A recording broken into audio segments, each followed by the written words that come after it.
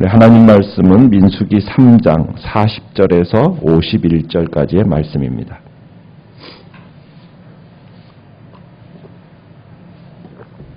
민수기 3장 40절에서 51절 교독하겠습니다. 여호와께서 또 모세에게 이르시되 이스라엘 자손의 처음 태어난 남자를 1개월 이상으로 다 계수하여 그 명수를 기록하라.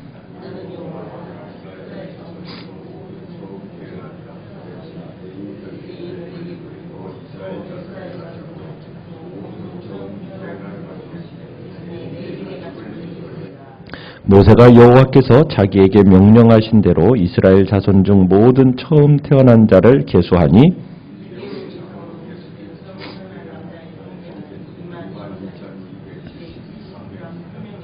여호와께서 모세에게 말씀하여 이르시되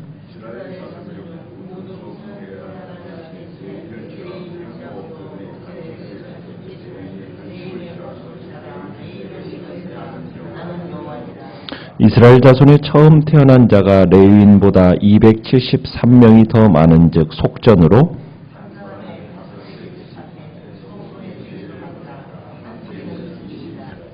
그 더한 자의 속전을 아론과 그의 아들들에게 줄 것이니라.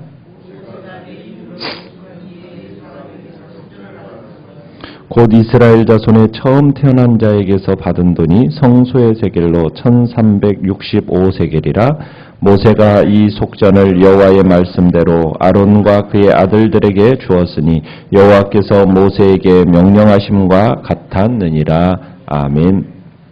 오늘 말씀의 제목은 구원의 은혜를 기억하라 라는 제목으로 말씀을 나누고자 합니다. 하나님께서 레위 지파를 하나님의 장자로 하고 말씀을 하십니다. 그러니까 하나님께서 이스라엘 12지파를 계수하실 때 레위 지파는 완전히 빼게 하셨잖아요. 그 이유가 뭡니까? 레위 지파는 완전히 하나님께 속한 자들이 되어버렸기 때문이죠. 그러니까 이 세상에 어떻게 보면 레위 지파는 이 세상에 속한 자가 아니라 하나님께 속한 지파다.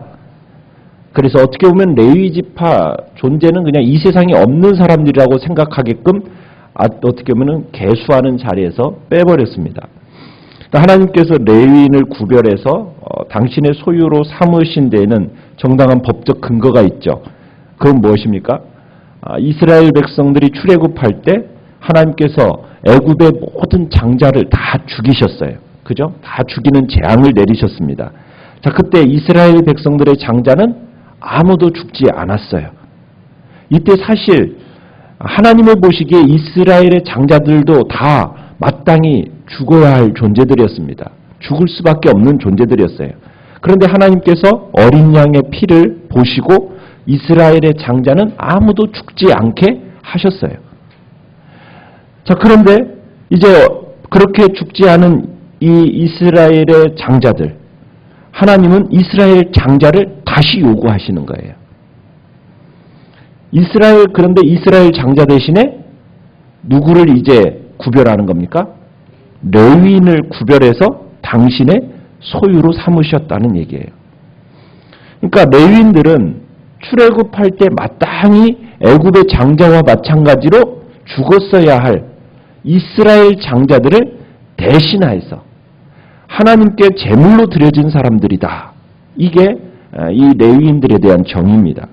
그러니까 하나님을 위해 선택된, 하나님에 의해 선택된 하나님의 사람들이 바로 이 레위인들인 거죠. 그래서 하나님께서 이 레위 지파가 이스라엘 전체를 대표한다라는 그런 계산적으로도 그렇게 확실하게 지금 하시는 모습을 보게 돼요. 자, 그래서 40절, 41절을 보시면 하나님께서 모세에게 명령하시는 게 있어요. 뭘 명령하고 계십니까? 여호와께서 모세에게 뭘 명령하고 계세요? 이스라엘 자손의 처음 태어난 남자를 1개월 이상으로 다 계수해서 그 명수를 기록하라. 이렇게 얘기하고 있습니다. 그러니까 이스라엘 사람들 중에서 생후 1개월 이상 된 모든 장자들, 그죠? 장자들을 등록시키고 명단을 작성하라는 얘기예요. 자, 그러면서 마다들의 이 숫자와 레위 사람들의 그 숫자를 서로 비교해서 서로 맞아 떨어지는지 여부를 이제 확인시키시는 거죠. 자, 그리고 또 이스라엘 사람들은 짐승들의 또 첫 태생의 숫자, 그죠? 첫 태생의 숫자를 세워서 레위 사람들의 그 짐승의 수와 또 비교해 봐야 됩니다. 지금 그것을 41절에서 요구하고 있어요. 이스라엘 사람이나 짐승의 숫자가 더 많으면 어떻게 돼요? 돈과 짐승으로 대속을 해야 된다는 얘기입니다. 애굽에서 첫 유월절 사건 때 하나님께서 이스라엘의 모든 장자를 보호하셨을 뿐만 아니라 이스라엘의 첫 짐승까지도 다 어떻게 하셨어요? 보존해 주셨거든요. 그래서 하나님은 가축의 첫 태생에 대해서도 그것이 지금 당신의 소유임을 선언하시고 그것을 바치도록 지금 명령하고 계시는 거예요. 물론 바치는 방법은 사람의 경우처럼 대속의 원리에 따라서 레위인의 가축 전부가 이스라엘 백성이 소유한 그 가축의 첫 태생을 대신하게끔 지금 하고 있습니다. 그러니까 가축에게까지 이 대속의 원리를 적용시키고 있는 거죠. 그러면서 모든 생명체에 대해서 하나님의 주권을 선언하고 계시는 겁니다. 자, 처음에는 하나님을 섬기도록 된 사람은 각 지파의 장자들이었어요. 그죠? 그런데 출애굽 당시 이스라엘 장자들이 구원받은 대가로 이제 하나님은 이스라엘의 남자와 그 다음에 모든 가축의 장자는 하나님의 소유라 말씀하셨는데 이들은 어떻게 보면 하나님을 봉사하는 자리에 가야 되는 거예요. 어떻게 보면 이스라엘 장자 전체가 장자들은 다 하나님의 봉사의 자리에 이제 가야 되는 건데 하나님이 대신 어떻게 하신 거예요? 레위인들을 택하셔서 그들로 하여금 하나님을 섬기게 하신 겁니다. 자, 숫자를 세어봤어요. 태어난 지 1개월 이상 된 이스라엘 장자의 숫자를 세어봤습니다. 자, 그랬더니 43절에 몇 명이 됐어요? 총 몇 명입니까? 22,273명. 22,273명이 되었어요. 자, 이스라엘 자손 중 처음 태어난 남자의 수와 레위인의 수, 이 차이가 얼마가 될까요? 레위인의 수는 얼마였습니까? 39절에 봤을 때 22,000명이었죠. 자, 그러면 차가 얼마예요? 273명이죠. 그죠? 누가 더 많은 거예요? 이스라엘 장자의 수가 273명이 더 많은 겁니다. 자, 그래서 이제 이 숫자의 한 사람당 얼마로 계산을 합니까? 47절에 가보니까 5세겔씩으로 계산해서 속전을 지불하라고 얘기하고 있습니다. 그죠? 속전을 지불해서 대속하라는 얘기예요. 그래서 성소에 들여진 돈이 50절에 보니까 1365세겔입니다. 이 당시 5세겔의 가치는 일반 노동자 20일 품삯입니다. 20일 품삯에 해당하는 거예요. 자, 그러면은 여러분 생각해 볼 때 한 사람의 생명의 가치가 20일 품삯밖에 안 되나? 우리가 이렇게 생각할 수도 있을 거 아니겠습니까? 아니, 이 생명이 한 생명이 천하보다도 귀하다고 생각하시는 것이 하나님의 뜻인데 어떻게 5세겔 20일 품삯 가지고 이 사람의 속전을 대속하도록 한다는 얘기야? 어떻게 보면은 이렇게 상충되는 것처럼 되지 않습니까? 그러나 여기서 5세겔을 요구하시는 것은 생명의 가치가 그것밖에 되지 않는다라는 의미를 얘기하는 게 아니라 이렇게 작은 물질을 통해서라도 생명을 속하시겠다라는 하나님의 의지와 은혜를 반영하고 있는 겁니다. 그러니까 이스라엘의 장자가 겨우 20일치 품삯을 지불하고 그 목숨을 얻게 되었다라는 것과 똑같잖아요. 그러면은 이게 얼마나 놀라운 은혜예요. 그죠?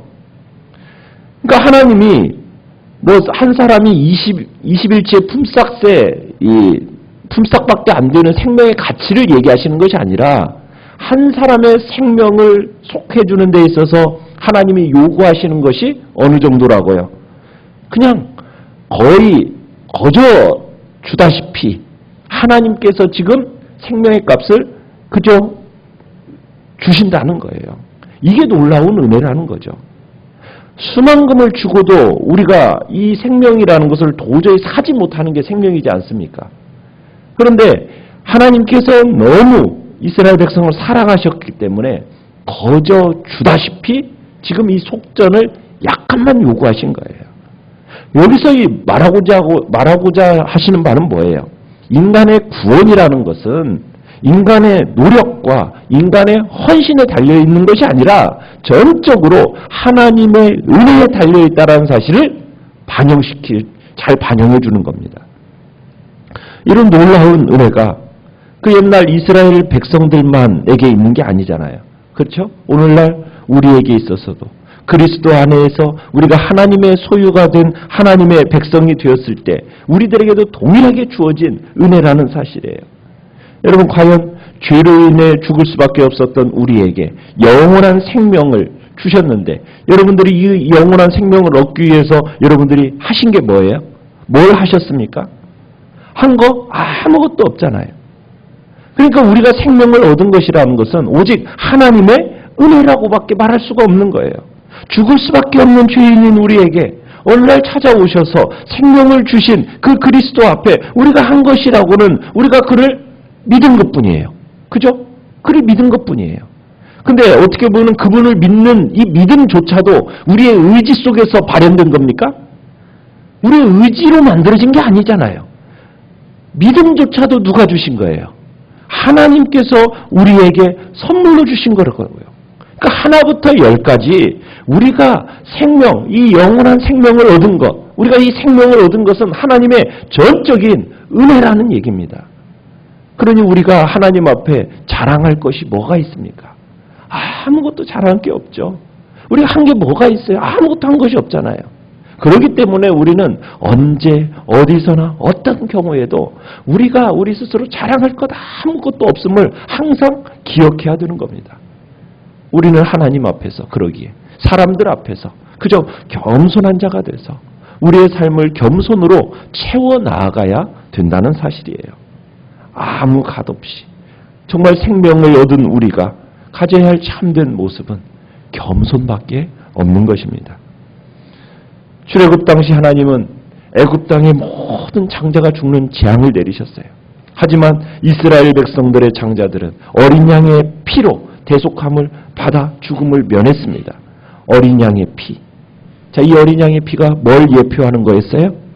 장차 오실 예수 그리스도의 죽음을 예표하는 거였어요. 나를 구원하시기 위하여 장자이신 예수 그리스도께서 이 땅에 오셨어요. 장자이신 예수 그리스도를 내어주시는 그 하나님의 마음. 여러분, 우리가 이것을 묵상하면서 우리가 어떠한 마음으로 이 땅을 살아가야 될 건가? 여러분, 이 세상에서 가장 귀한 게 뭡니까? 우리의 생명 아닙니까? 우리 자신의 생명이잖아요.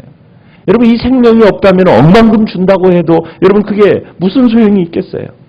죽음 앞에 선 사람들은 자신의 전 재산을 들여서라도 생명을 구하려고 하는 것이 인간의 마음이잖아요.